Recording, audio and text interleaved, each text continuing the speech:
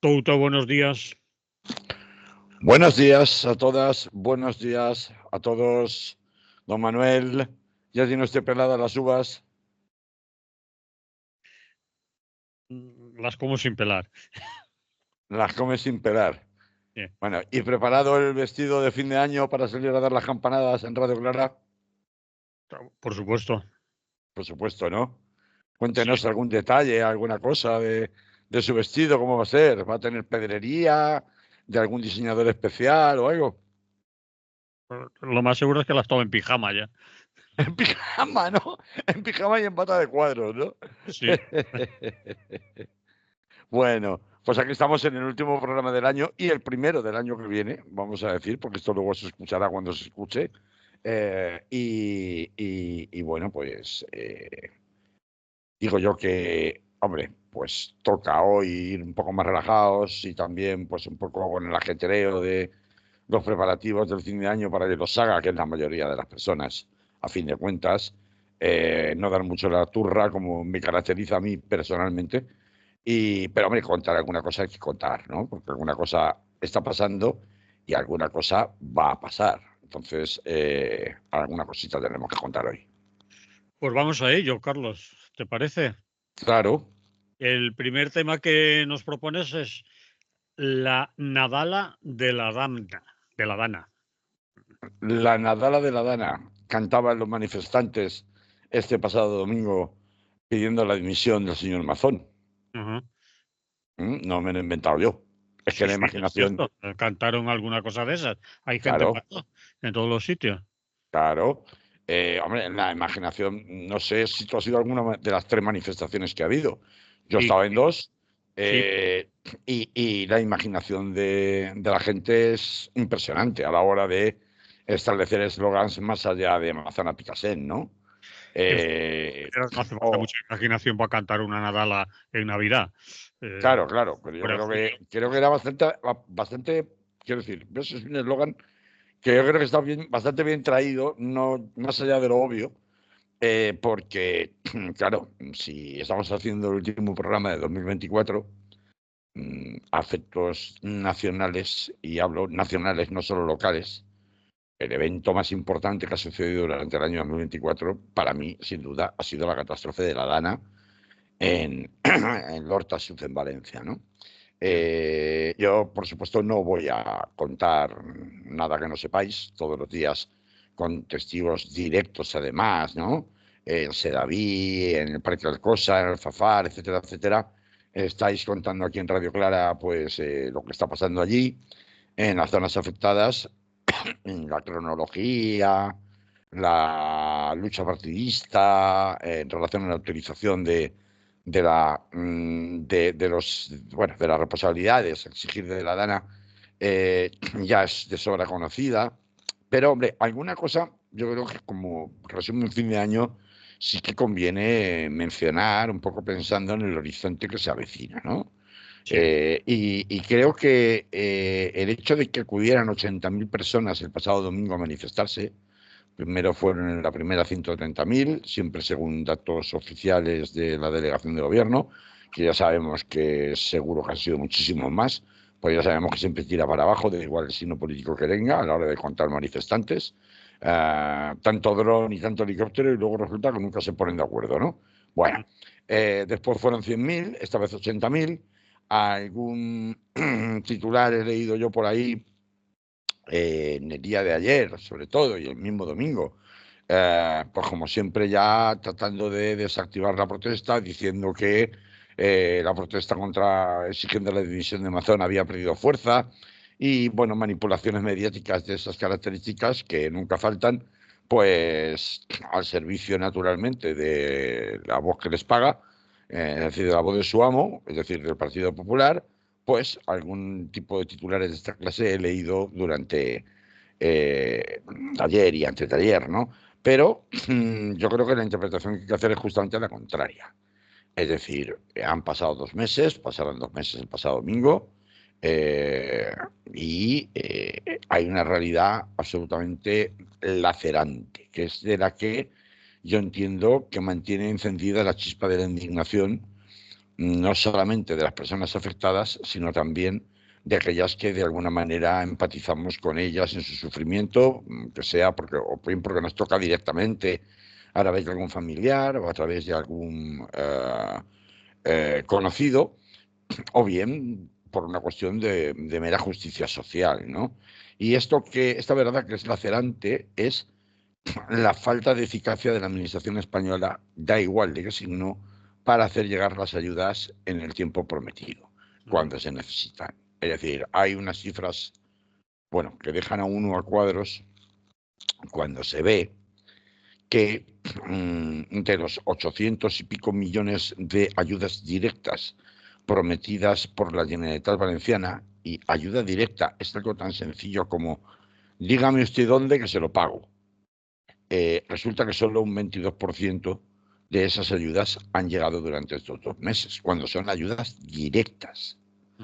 En realidad, hasta donde a mí me consta, y estoy seguro que los oyentes de la radio que viven en la zona podrán tener un muestreo mucho mayor que el mío, pero hasta donde a mí al menos me consta, las únicas ayudas que en caso de recibirse se han recibido fueron aquellos primeros 6.000 euros de urgencia que envió o ingresó a algunas personas. Ya hemos visto que de esas ayudas directas solo se han recibido el 22%.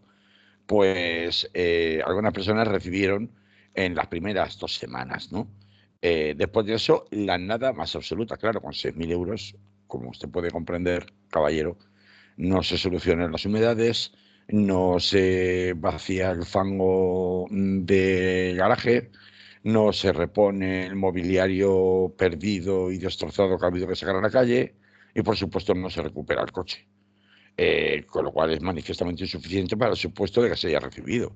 Pero si las ayudas de la Generalitat no llegan, las ayudas del Estado tampoco. En un porcentaje incluso menor, porque ahí hay menos porcentaje de ayudas literalmente directas que en el caso de la Generalitat Valenciana, y solo un 6 y poco por ciento de las ayudas del Estado, generalmente por la vía del consorcio de seguros en relación con la pérdida de vehículos, han sido entregadas. Un 6%, Manolo. Un 6%. Sí. Es que a mí me da igual que perdamos el tiempo acerca de a ver quién paga más o quién pone más o qué responsabilidades son mayores si las de un lado o las de otro, las de una administración o las de otra. A mí me resulta incluso, iba a decir, hasta enternecedor, naif, ver a Pilar Bernabé estos días, precisamente a raíz de la manifestación del domingo, salir en todos los medios de comunicación, particularmente en las televisiones, a decir que no, que lo que pasa es que hay una campaña de bulos por las cuales la gente se está creyendo una mentira, una falsedad, que es la de que las ayudas que el Estado presta se tienen que devolver con intereses y que no son ayudas a fondo perdido, sino que son préstamos a devolver y con intereses. Me resulta súper increíble ver cómo la señora Pilar Bernabé vende la idea en todos los medios de comunicación que le ponen un micrófono o una cámara delante, de que es súper sencillísimo obtener las ayudas del Estado, porque es una tramitación prácticamente ad hominem. Rellenas una hoja, la presentas y te la dan. Y cuando le preguntan, y entonces si es tan fácil, ¿por qué solamente llevan repartidos un 6% de todas las ayudas aprobadas y publicadas en el Boletín Oficial del Estado por vía de decretos de emergencia del Gobierno de la Nación? Y entonces ella lo que hace es, como hacen todos los políticos, como hacen en definitiva todas las administraciones españolas, da igual de qué signo político sean y de qué nivel territorial sean, que es tirar balones fuera y decir, no, mire usted, si es que es muy sencillo, vamos a ver, incluso lo pueden pedir hasta por correos. Bueno, ya, vaya usted a correos, suponiendo que tenga una oficina de correos abierta cerca, o desplácese a Valencia Capital y vaya usted a correos a ver qué le dicen. Oiga, ¿y qué formulario tengo que rellenar? ¿Y qué papeles tengo que presentar? Y entonces, ante eso, Pilar Bernabé decía, no, vayan ustedes en primer lugar, yo luego les recomiendo que vayan a sus ayuntamientos, que es allí donde les dirán qué documentación tienen que presentar y qué solicitud tienen que presentar. A ver, esto en una situación en la cual los ayuntamientos de las zonas están absolutamente desbordados, en algunos casos con una actitud absolutamente autoritaria, en particular en algunos de los gobernados por el Partido Popular y en otros desbordados simplemente porque ni están en funcionamiento todas sus instalaciones, ni están en funcionamiento todos sus medios, ni tienen funcionarios suficientemente preparados para recibir la avalancha de quejas y reclamaciones de toda clase que se les hacen, y mucho menos para tramitarlas. Porque claro, yo te puedo coger a ti la solicitud en ventanilla, pero si luego yo no la tramito al departamento correspondiente del Estado, o el Estado resulta que me empieza a establecer incidencias y apartarme la tramitación directa de la solicitud para reclamar, qué sé yo, qué nueva póliza de 25 céntimos tiene usted que presentar, y entonces entramos en la dinámica de vuelvo usted mañana de Mariano José Larra, pues al final las ayudas nunca llegan. Entonces, hombre, yo me preguntaba ante este argumento de la señora Pilar Bernabé, oiga, ¿y no sería más sencillo, más eficaz, dada la emergencia absoluta que usted misma está reconociendo que existe de tramitación, gestión y pago inmediato de esas ayudas, que para eso fueron concebidas, con carácter extraordinario y excepcional y de urgencia? ¿No sería más lógico que en lugar de derivar el marrón a los ayuntamientos, montaran usted, como hicieron de emergencia, unas unidades móviles que fueran por los pueblos afectados, como se hizo por parte del Ministerio del Interior para recuperar la documentación o hacer nueva copia de documentación del DNI y del pasaporte, documentación identificativa, que eso es lo que hizo el Ministerio del Interior?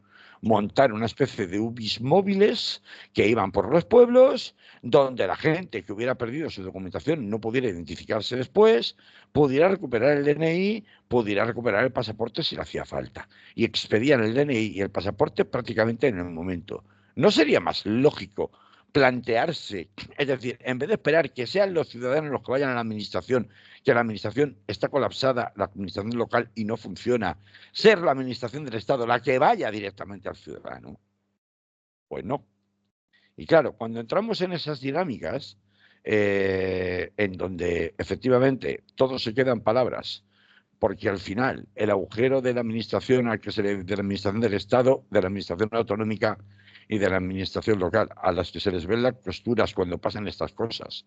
Y entonces, ante las promesas de no pasará, haremos lo que haga falta para que no pase lo mismo que lo que pasó con el terremoto de Lorca, que lo que pasó con las ayudas a los del volcán de La Palma, que tardaron año y pico en recibirlas, que no tenga que salir el señor Pampols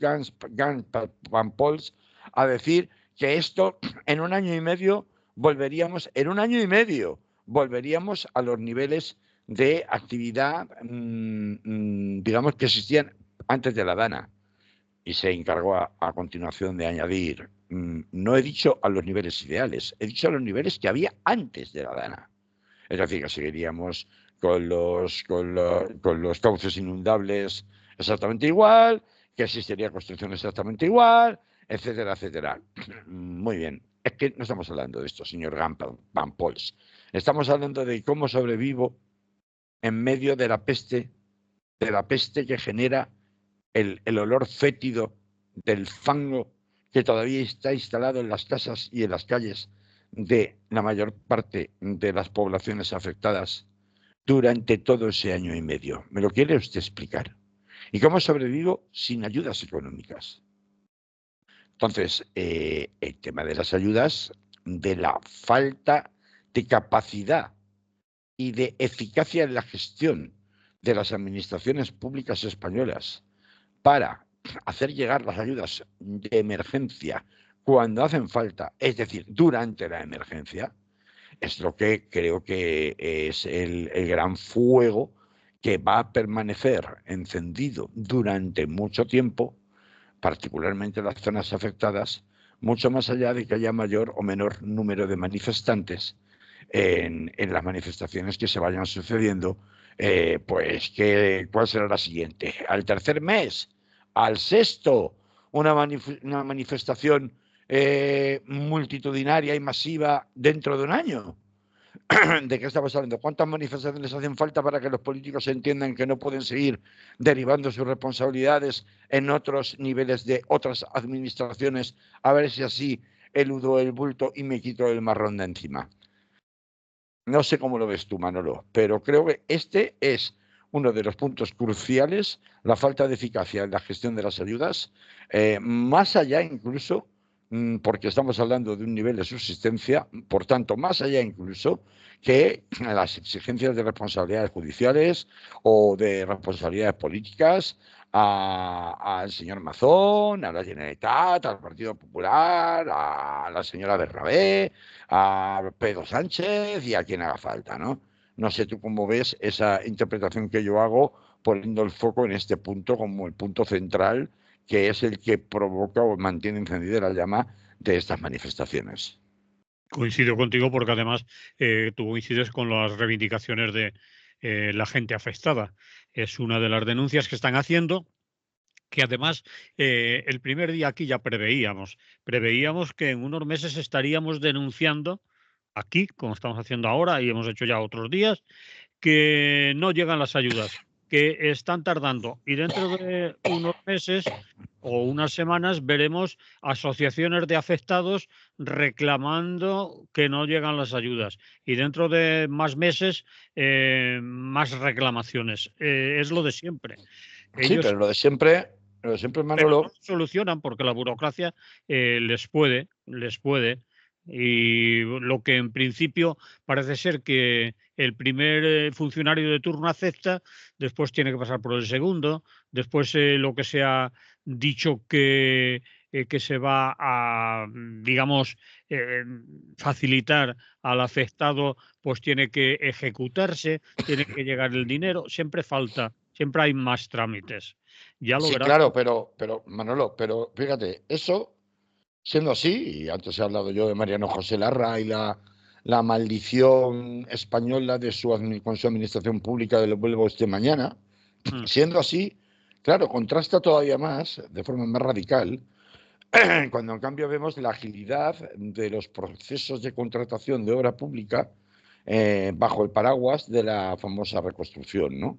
Mm. Más allá de con quién se haga esa contratación pública, que esa es otra derivada, otro tema, si son empresas como por otra parte hace también el Partido Socialista, no lo vamos a engañar ahora, que son empresas o de empresarios cercanos al poder político del momento, en este caso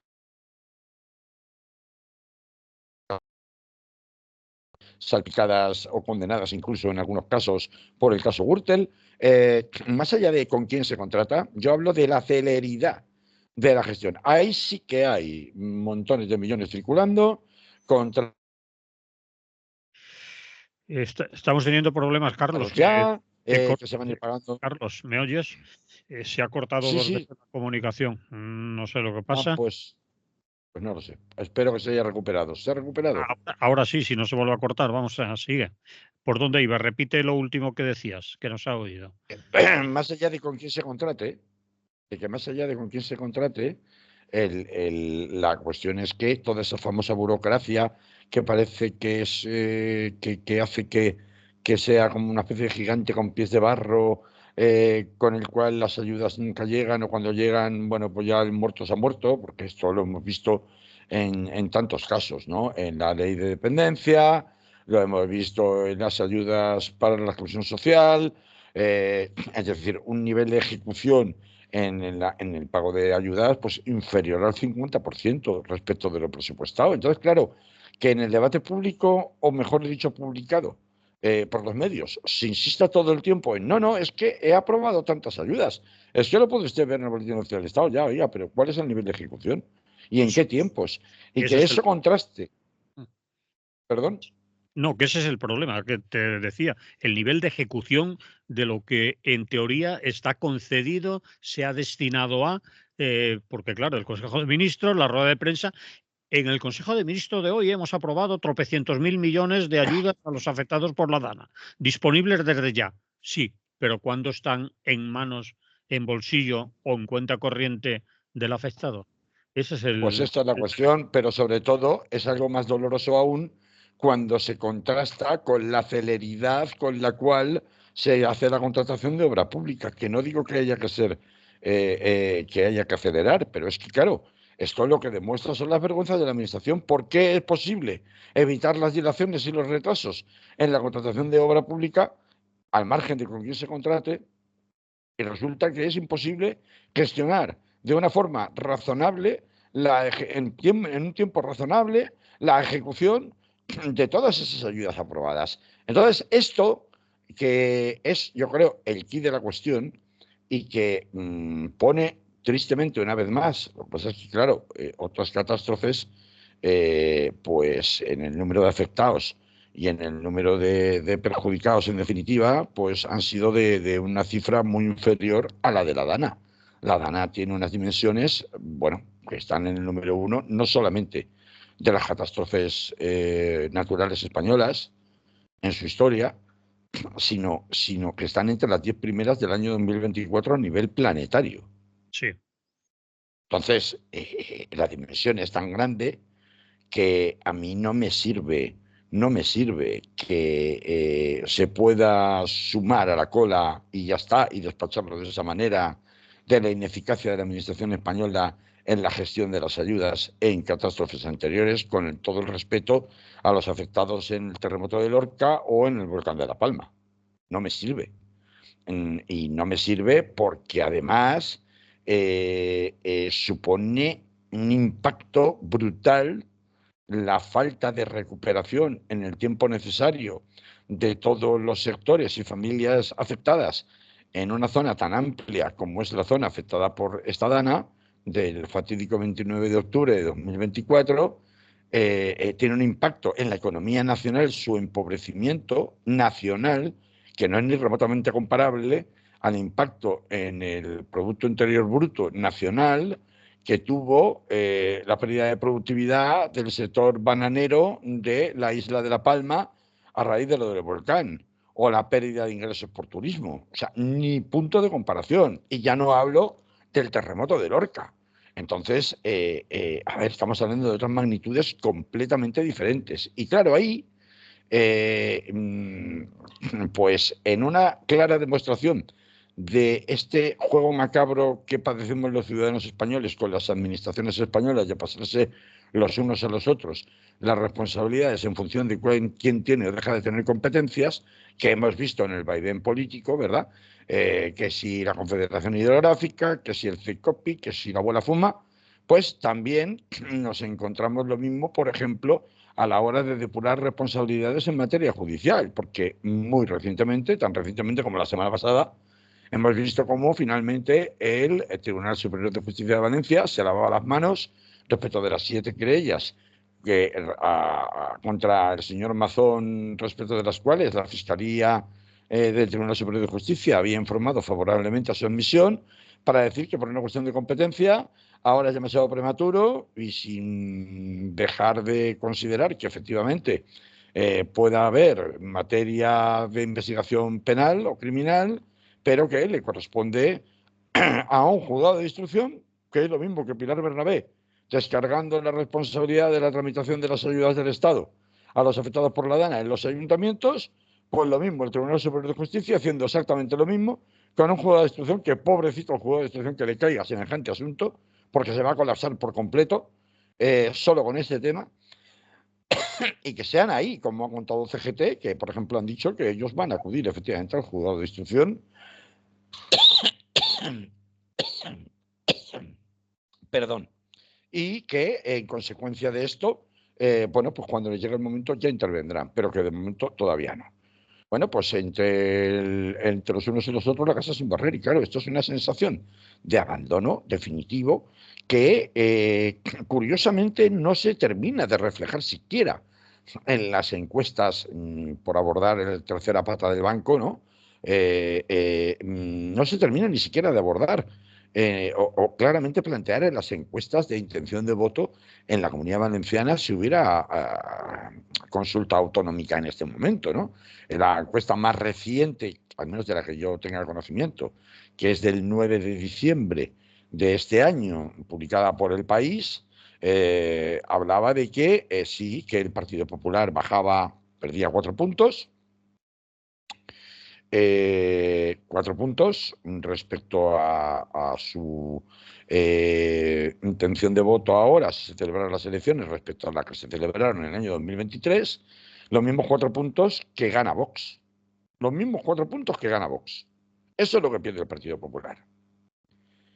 Que el PSOE pues subiría 1,5 puntos, más o menos, y que Compromís subiría medio punto, más o menos. Es decir, la oposición política en Valencia no está sabiendo capitalizar el descontento justificado frente a la inoperancia, a la ineptitud de las administraciones públicas de todo tipo, no está sabiendo utilizarla, y el electorado valenciano no está castigando realmente a la gestión del señor Mazón en las urnas, al menos en relación a la lectura de esta encuesta, ¿no? De esta intención de voto. Porque lo único que está haciendo es desplazar su intención de voto del Partido Popular nada menos que a Vox, que solo tiene que sentarse, y en definitiva a los negacionistas del Estado, ¿no? Ahora vamos a hablar de negacionistas del Estado, después de que pongas un poco de música, pero claro, esto además genera todavía una mayor sensación de desafecto o de desapego de la población valenciana, no solo respecto de la clase política, sino en general de las instituciones, que es el caldo de cultivo perfecto para ser aprovechado no solamente por Vox, sino por otra clase de arribistas y aventureros políticos y mediáticos que hemos visto visitar con bastante frecuencia en los últimos 2 meses, no solamente la zona afectada, sino la propia capital valenciana, ¿no? Bien, ¿añades algo más o acabamos con este? No, solamente decir que este era un magnífico momento que no se está sabiendo aprovechar por la izquierda valenciana, llamémosle izquierda, incluso desde el Partido Socialista voy a ser muy, muy, muy exagerado y muy generoso, que estamos en fin de año, para haber aprovechado históricamente y descoser, por tanto, aprovechar para descoser ante los ojos, quitar la careta ante los ojos de los valencianos y valencianas, ese discurso de pura especulación inmobiliaria y de pura especulación empresarial, que tiene tanto que ver con la conservación de nuestros recursos naturales y medio ambiente, como tiene que ver con la mercantilización de los puestos de trabajo a la hora de acudir a unas políticas o acudir a otras que luego se revelan no solamente no constructivas, sino literalmente destructivas del territorio, como nos ha sucedido con el Barranco del Pollo, y con todas las barreras naturales de las que tantas veces hemos hablado en esta emisora,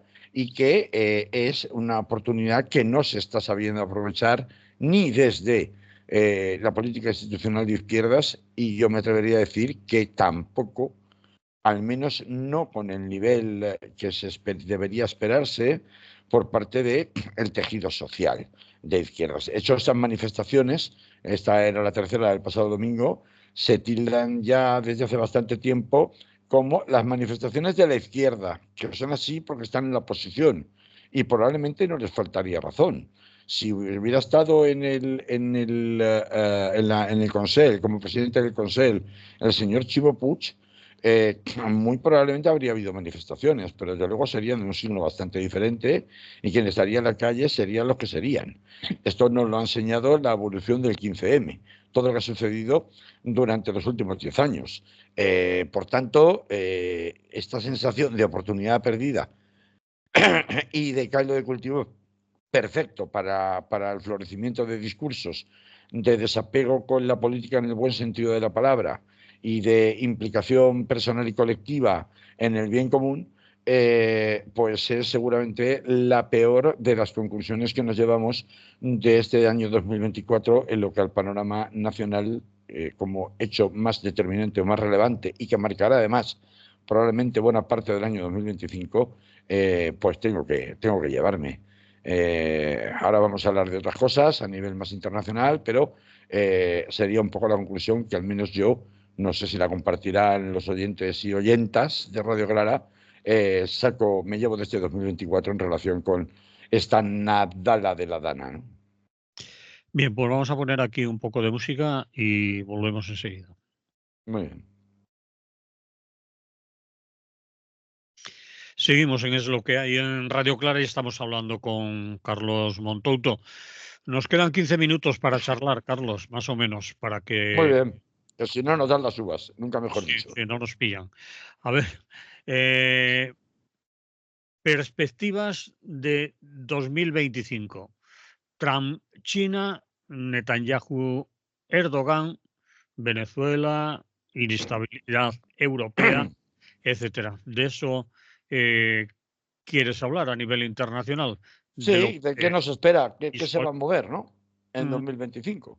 mm, Y porque lo tenemos ahí encima y yo además, pues el programa siguiente de Reyes no podré estar con vosotros aquí porque me pilla de viaje, con lo cual pues quería aprovechar un poco hacer esta especie de programa bisagra que estamos haciendo hoy, último del 2024 y primero del 2025, por decirlo así, es lo que a mí me toca es lo que hay, ¿no?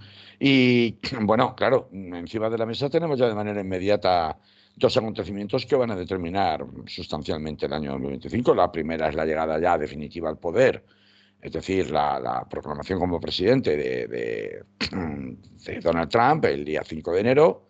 Después ya llegará el día 20 de enero la famosa ceremonia que se celebra en la Casa Blanca. Pero el 10 de enero está, a su vez, bueno, pues, la renovación del cargo, ¿no? Por parte del señor Maduro y en Venezuela, y ver cuál va a ser el nivel de choque institucional que se va a producir después del reconocimiento o espaldarazo del Parlamento de la Unión Europea a Edmundo González, ¿no? No será el primer reconocimiento oficial del Parlamento Europeo que se hace a un opositor venezolano al chavismo, y que luego no ha tenido consecuencias, pero en este caso la situación del chavismo y de Maduro en particular es bastante más débil que en ocasiones históricas anteriores. Y esto va a pasar el día 10. Pero claro, siendo importante desde el punto de vista de la turra que nos van a dar con el asunto aquí en España por la cantidad de intereses que el Estado español, incluido el gobierno más progresista de la historia, ha demostrado tener de implicación con los destinos de Venezuela. El acontecimiento gordo es el que se produce el día 5 y sobre todo el día 20 de enero, cuando ya toma plenos poderes el señor Donald Trump en Estados Unidos, como presidente de Estados Unidos. Y claro, internacionalmente hablando, no en moco de pavo. Vamos a recordar algunos de los últimos grandes avisos que ha lanzado internacionalmente en la política internacional el señor Trump. Y hay tres de ellos que son sobrecogedores. El primero es amenazar a Panamá con recuperar el canal de Panamá, por la fuerza, claro. Un canal que se cedió por acuerdo en 1999 a la soberanía del Estado de Panamá. ujú. Pero si en un momento dado entraron en la isla de Granada y se llevaron al comandante Noriega, perdón, entraron en Panamá y se llevaron al comandante Noriega acusándole de, falsamente o no, cuando había sido un agente encubierto de la DEA, de ser pieza Narcotráfico. fundamental en el lavado y narcotráfico en Centroamérica, y montaron tropas y montaron un cerco militar en torno al Palacio Presidencial en Panama City, pues ¿qué no van a hacer ahora? Pero es que, rizando el rizo, y porque no tengo mucho tiempo para extenderme en cada una de las barbaridades con las que ese señor ha entrado ya amenazando y aún no ha llegado a tener plenos poderes, lo siguiente es quedarse con Groenlandia quitándoselo a Dinamarca. A Dinamarca. Ujú. A Dinamarca, país miembro de la OTAN y de la Unión Europea. Y uno dice, ¿cómo? Aquí ya no es la doctrina del patio trasero de los Estados Unidos, la doctrina Monroe que se utilizaba para hacer cualquier clase de fechoría en Latinoamérica. No, no. Aquí es ya un país europeo, miembro de la OTAN, al que han cambiado precisamente ya en previsión de la llegada de Donald Trump al embajador. Va a haber nuevo embajador en cuanto entre Donald Trump en Dinamarca de Estados Unidos, precisamente ya por la intención de que forzar por completo a Dinamarca por lo civil y por lo militar a que cambie todos esos acuerdos de extracción petrolera y de minerales raros que se utilizan, de litio, de toda una serie de recursos naturales que se extraen de Groenlandia bajo soberanía de Dinamarca, un país, por cierto, con un nivel de conciencia ecológica de los más altos del mundo, lo cual genera permanentes tensiones con las inversiones e iniciativas de extracción minera en Groenlandia, precisamente por ese motivo ecológico, y que en el cual China ha llegado a determinados acuerdos de explotación de determinados puertos marítimos para facilitar, entre otras cosas, que hubiera una salida al mar de todos esos materiales mineros extraídos de las tierras de Groenlandia, que ahora pretende Estados Unidos que por la fuerza sean cambiados y se le entregue prácticamente el control no solo de los puertos, sino también de las explotaciones mineras. Sí, sí, y le daré a usted, como si esto fuera un país bananero, Dinamarca, pues las comisiones que entienda que le puedan corresponder. Es decir, aplicación del neocolonialismo puro y duro en el siglo XXI, bien entrado el siglo XXI, y en un país de la OTAN y de la Unión Europea. Claro, ha tardado 3 telediarios el presidente danés en responderle a Donald Trump: oiga, ¿sabe usted que Groenlandia no está en venta? Que no se lo vamos a vender. Bueno, eso es lo que dicen en Dinamarca. Ya veremos lo que hace Estados Unidos. Dinamarca es un país muy sensible a la política norteamericana, a los intereses sobre todo de las agencias militares norteamericanas, está muy cerca de Rusia y, bueno, pues el tercer gran asunto del año 2025 es naturalmente la supuesta o presunta finalización de la guerra de Ucrania con el reparto territorial que Putin pretende, y la advertencia de Donald Trump, la tercera que faltaba dentro de las que he contado, de cuidadito con Hamas, porque o Hamas ha devuelto los rehenes a Israel antes de que él llegue al poder el día 20 de enero, o lo pagarán muy, muy, muy caro. Claro, esto ya es echar más gasolina al fuego, no, directamente echarle, pues no sé, o sea, energía nuclear al fuego, ¿no? Y claro, este tipo de actitudes de matón de barrio, porque son actitudes de matón de barrio a nivel internacional, encaja, por un lado, con, o puede servir, o uno puede interpretar que son simplemente para desviar la atención, mientras tanto, de lo que es el verdadero conflicto que pretende llevarse a cabo y que desde luego con Donald Trump probablemente se va a acelerar. De hecho, los republicanos acaban de prohibir la red social TikTok en los Estados Unidos, la red social más importante del mundo en este momento, la red social china. Con lo cual, uno puede pensar que todo este tipo de amenazas de matón de barrio en distintos confines del globo, en realidad son un globo sonda para esconder el verdadero conflicto a nivel geopolítico mundial, que es la guerra comercial con China. Y que empieza de nuevo, como ya pasó cuando la prohibición de Huawei, a los móviles de Huawei de incorporar tecnología norteamericana, porque, claro, yo las patentes puedo no autorizarte a que las uses. Y por tanto, pues decirte no están en venta, y ahora ya los móviles Huawei, como son chinos, pues resulta que no pueden llevar incorporada la aplicación de Google Chrome, ni la aplicación de YouTube, porque son de Google y son norteamericanas, ¿no? Bueno, pues esto que ya sucedió en el primer mandato, ahora es algo que evidentemente se va a enconar mucho más. Y claro, diremos, bueno, no, pero es que Donald Trump, guerra comercial, pero sí, pero solo comercial. Bueno, pero es que los términos han cambiado, porque del primer mandato de Donald Trump al segundo, China ha evolucionado exponencialmente en materia militar, en materia de ser probablemente el país que más ha crecido en gasto militar de una manera desproporcionada en los últimos 10 años. Y un país que se avizora, aunque no sea su política tradicional, la del expansionismo militar, sí que tiene un conflicto que en función de cuánto le abras la herida, acabará un momento que acabará entrando en la provocación, que es naturalmente el conflicto de Taiwán, ¿no? Que además tiene detrás, lógicamente, la codicia de pues todo lo que es la fabricación de material de alta tecnología, ¿no? Claro, en el plano externo.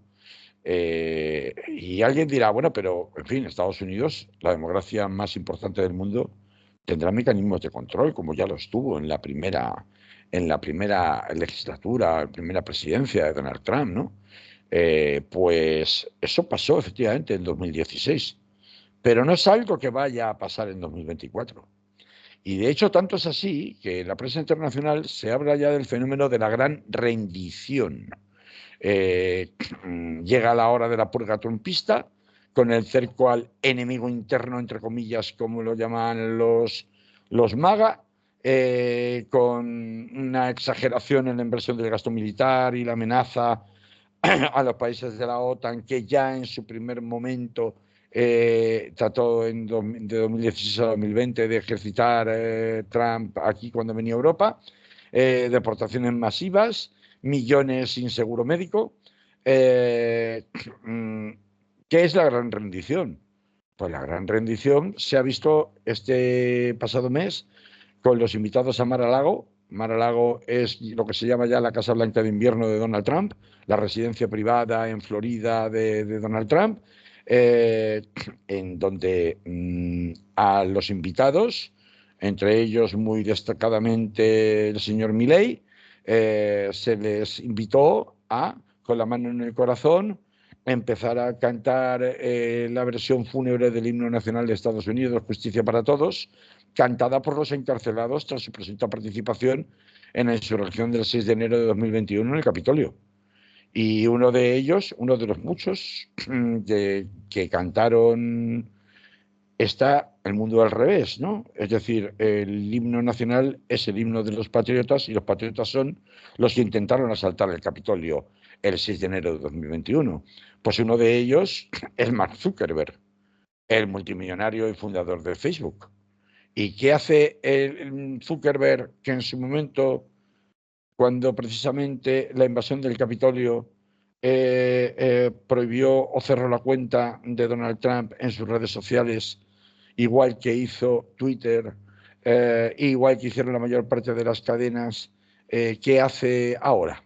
Todo lo contrario, resignarse a la supervivencia, como han hecho otros. Jeff Bezos, otro de los multimillonarios mundiales estadounidenses, el ex dueño de Amazon y ahora dueño de nada menos que el Washington Post, es otro de los primeros que en la recta final de la campaña electoral se negó a que saliera en portada la señora Kamala Harris, precisamente alegando una supuesta neutralidad cuyos favores ahora se pretenden cobrar.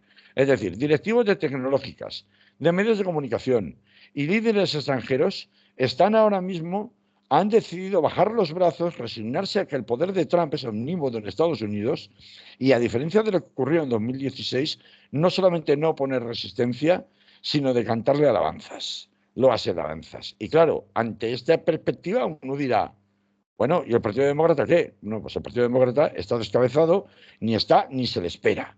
Y, hombre, sí, alguna cosa ha hecho allí en el Congreso, ¿no? Han llegado a un acuerdo, han forzado un acuerdo para que el sector más radical del MAGA en el Partido Republicano no impusiera el cierre del funcionamiento del gobierno por falta de presupuesto, etcétera, etcétera. Y dice, bueno, sí, ya ves tú, menudo éxito, ¿no? Para lo que se viene encima, ¿no? Entonces, claro, el problema de esto, ya lo hemos hablado muchas veces, es que es exportable, Manolo. Y como es exportable, pues este modelo es un modelo en donde si no hay resistencia institucional y resulta que el poder, y no será la primera vez que pasa en la historia, porque ya ha pasado antes, el poder mediático e industrial y militar se rinde a los pies de el nuevo zar, el nuevo dictador, pues esto, quiero decir, ya pasó con Hitler, porque pasó con Hitler, las élites industriales prusianas se rindieron a Hitler, y esto es lo que provocó que Alemania se pudiera convertir en una máquina de guerra. Ahora parece que estamos asistiendo a un proceso parecido, un proceso que además refuerza a otros líderes mundiales de similares características a las de Donald Trump. Caracteres muy fuertes, caracteres dominantes. En definitiva, estoy hablando de Putin, estoy hablando de Netanyahu, estoy incluso hablando de China, porque hay que recordar aquel general chino que dio la vuelta al mundo con sus declaraciones pidiendo al Partido Comunista Chino que se prohibiera la cultura y la música coreana porque estaba feminizando a los varones chinos. Es decir, el denominador común de toda esta forma de ejercer el poder de manera hegemónica es, y que parece estar funcionando en los principales pivotes mundiales de la estructura política y militar y económica mundial de este momento, es precisamente ese concepto caduco y muy antiguo en realidad del hombre, del varón, como una personalidad fuerte, valiente, conquistadora, que coge lo que necesita, no lo pide, por favor. Coge, arranca lo que necesita, se llame Groenlandia, se llame Canal de Panamá, se llame lo que sea, que es dominante, es decir, un patriarcado versión, iba a decir no 2.0, sino menos 3.0, pues la verdad es que da pavor, pero que tristemente es el denominador común entre toda esta clase de liderazgos mundiales que parecen estar imponiéndose o se van a imponer para el año 2025, sin contar el verso suelto que siempre ha sido el señor Erdogan en Turquía, cuya derivada y presencia en la zona más conflictiva del mundo también en este 2025, de escenario en el Medio Oriente, Cercano Oriente, pues tan incierto, sobre todo con la evolución que Siria, la nueva Siria, pueda tener, hace que pues se nos presente un año 2025 bastante bonito, pero bueno, no menos bonito que el 2024 o que el 2023. Llevamos, la verdad, una rachita esta década que, lejos de ser los felices 20 como en el siglo anterior, están siendo los tristes 20, ¿no? Abrieron con la pandemia a nivel global y, bueno, pues sí, seguimos enzarzados en liderazgos masculinos insufribles para los tiempos en los que estamos y para lo que en realidad las poblaciones han avanzado, por más que parezca luego que gracias a la propaganda y los resultados electorales estas poblaciones piensen lo contrario. Pero bueno, esos son los misterios de la propaganda y de eso tendremos mucho tiempo para hablar a lo largo de este año 2025. Así que vámonos, Manolo, a comer las uvas, que llegamos tarde. Y pues eso, desear que por lo menos tengáis una pacífica y divertida salida y entrada de año a todos. Y nada, pues volveremos con más el año que viene. Sí, señor, eso esperamos. Si todo va bien, si hay salud y si no pasa nada, aquí estaremos, ¿vale? Muy bien. Vale, Carlos. Pues un abrazo a todas y a todos. Feliz año. Feliz año, salud.